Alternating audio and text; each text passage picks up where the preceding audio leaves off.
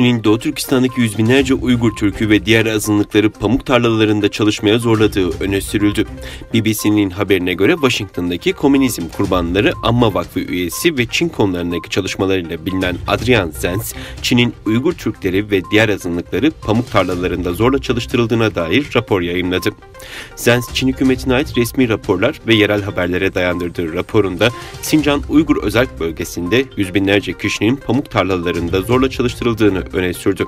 Belgeleri ortaya çıkaran Zenz, resmi belgeler ve haberlerden elde ettiği sonuçların tarihsel ölçekte önem taşıdığını vurguladı. Zenz, Uygurların tekstil imalatında zorla çalıştırıldığına dair kanıtlara daha önceden ulaştıklarına atıfta bulunarak yeni belgelerin pamuk toplayıcılığıyla ilgili elde ettikleri ilk kanıtlar olduğunu kaydetti.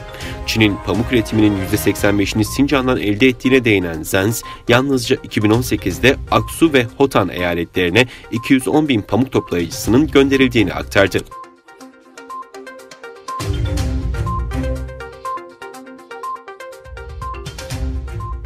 6 Temmuz'da sürgündeki Doğu Türkistan hükümeti ve Doğu Türkistan Milli Uyanış Hareketi ortaklaşa Çin Komünist Partisi'nin Uygurlara karşı soykırım ve insanlığa karşı suç işlediği iddiasıyla Uluslararası Ceza Mahkemesi'ne dava açmıştı.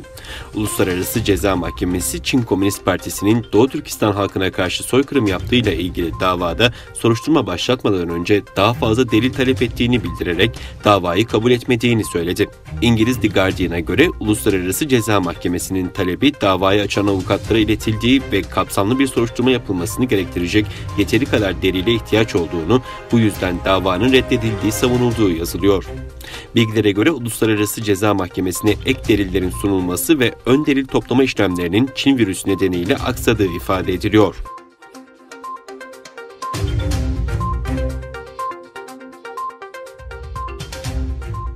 Brezilya'da Sağlık Düzenleme Kurumu, Türkiye'de de kullanılması planlanan Çin aşısı CoronaVac'ın Çin'deki sağlık makamları nezdindeki onay sürecinin şeffaf olmadığını öne sürdü.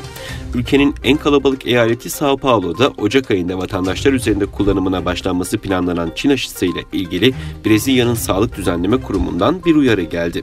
Kurum, bu aşının Çin'de geçen Haziran ayından beri acil kullanım ruhsatı var. Ancak Çin'de acil kullanım ruhsatı verilmesine ilişkin kriterler şeffaf değil ve Çinli makamların bu kararları vermesinde belirleyici olan kriterler hakkında erişilebilir bir bilgi yok açıklamasında bulundu. Çin karşıtı söylemleriyle tanınan Brezilya Devlet Başkanı da daha önce CoronaVac'a kuşkuyla yaklaştığını dile getirmişti.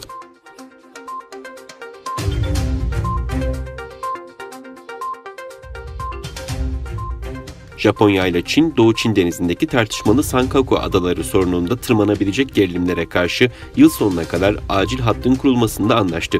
Japonya Savunma Bakanlığı'nın açıklamasına göre Bakan Kishi Nabao ile Çin mevkidaşı yaklaşık 1,5 saat süren telekonferans görüşmesi gerçekleştirdi. Kyodo Ajansı'nın bakanlık yetkisine dayandırdığı bilgiye göre Bakan Kishi, Doğu Çin Denizi'ndeki tartışmalı Sankaku Adaları etrafında yükselen tansiyona yönelik Çinli mevkidaşına endişelerini iletti. Görüşme sonrası basın mensuplarına konuşan kişi, Çin'in gücüne güvenerek statükoyu tek taraflı değiştirmesine yönelik teşebbüslerden kaçınması gerektiğini mevkidaşına aktardığını söyledi. Kyodo'ya göre tartışmalı adalar sorununda tırmanabilecek gerilimlere karşı kurulması planlanan acil hattın yıl sonuna dek kurulması konusunda mutabık kalındı.